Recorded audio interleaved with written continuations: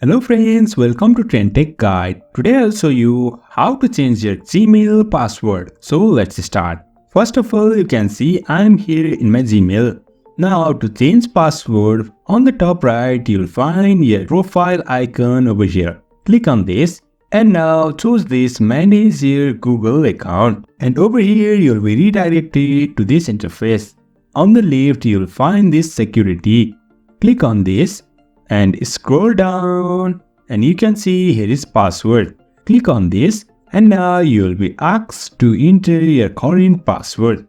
Now I'll enter mine and then click on this next. Now you can see here is dashboard to enter your new password. I'll enter mine. You can see I have entered my password and also re-enter your password to confirm it. Now click on this change password. And you can see your password was changed. That means we have successfully changed our Gmail password. So in this way we can change Gmail password. So if you find this helpful, don't forget to subscribe. Have a good time.